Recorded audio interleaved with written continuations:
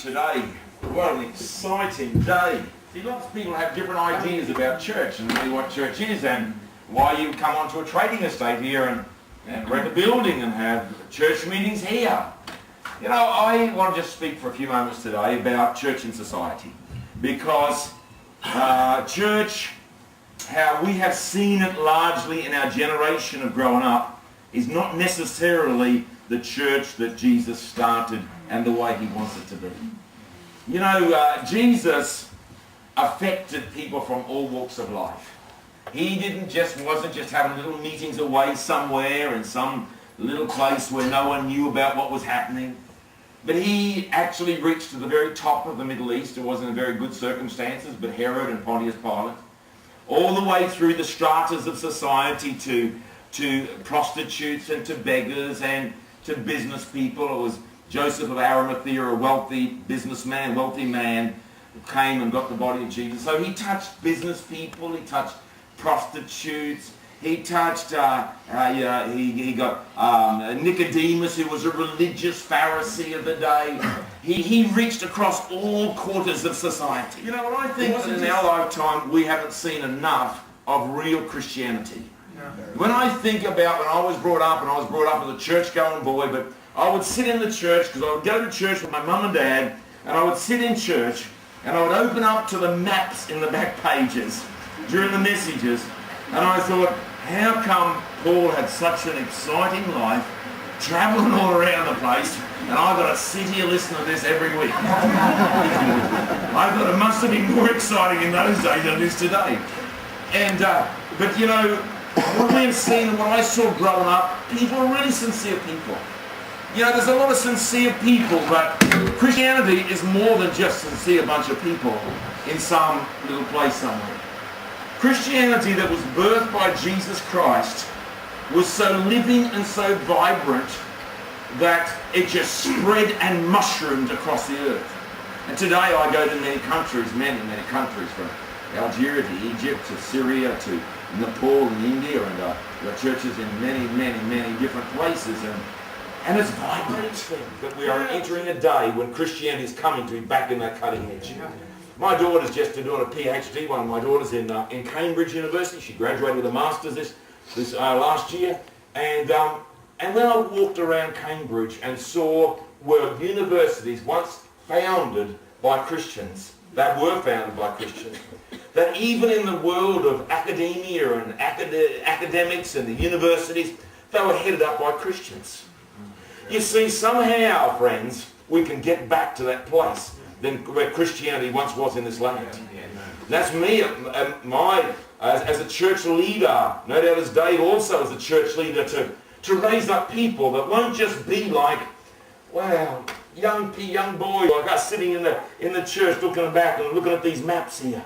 But we'll be looking at the maps today, seeing where can we go in our lifetime. Yeah, that's right. You see, we can. This is our dream. It was the dream of the disciples to obey the words of Jesus Christ, and to go into all the world and preach the gospel to every creature.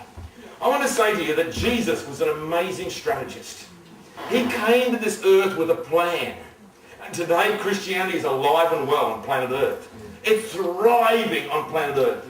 You know what I heard recently? That 20,000 every day are being baptized in China.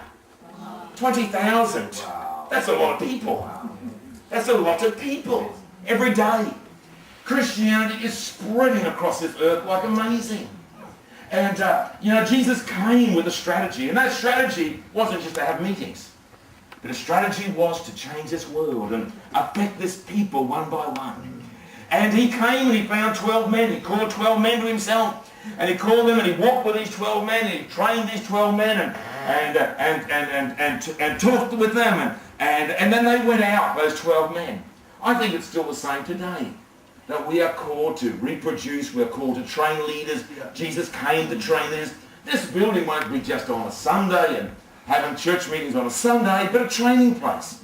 Where people can be trained, where they can come and affect the world. You know, I heard recently that There's 7 components of every society, and I won't talk a lot about this system, but even with Nicodemus, talking to Nicodemus, a religious man, he infiltrated that system. He infiltrated the business world. He infiltrated the political world. My mother was at one time the second longest serving woman councillor in the state of Queensland, in Australia, and she served in local government, and I think it's a good thing when Christians get involved in our community and not just come to church on Sunday. It's great to come and we'll have great celebration times and wonderful times, but when we leave this place, that we just don't go. And I know where I came from, because Ruth wanted to get me involved in church and everything like that, and I said, sweetheart, this is so funny that it's true. I said, it sounded, you know where you get an idea and it's smart to you, but it doesn't sound smart to somebody else? I said, I'm in God's secret service. I said, God knows I'm here, but nobody else does. I had thought about it, and it really sounded good. It really sounded good. But how dumb, how stupid, how idiotic. That I would think that actually God has secret service men around here and on the earth, and there's no such thing. Because when you read the Bible, it says in Matthew chapter 5, verse 14 to 16, it says, we are a light on the hill, that we cannot be hidden. You can't put your light under somewhere and hide it. I mean, we are Christianity, real Christianity. You know, Bible Christianity, early church Christianity was a light shining so bright.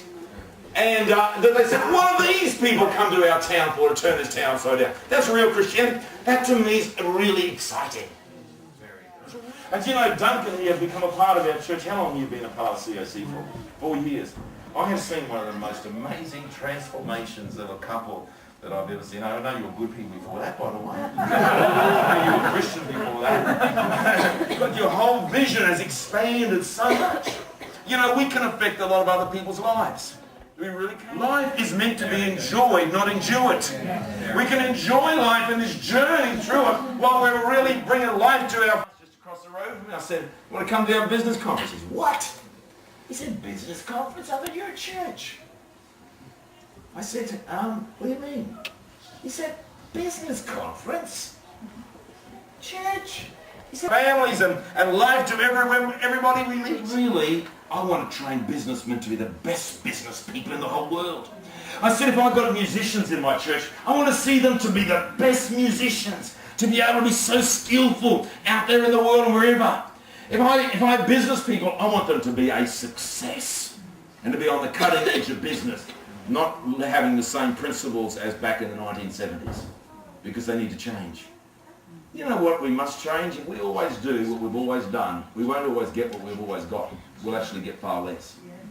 If you run a business like you did in the 50s and 60s and 70s like you do today, you probably wouldn't be in business.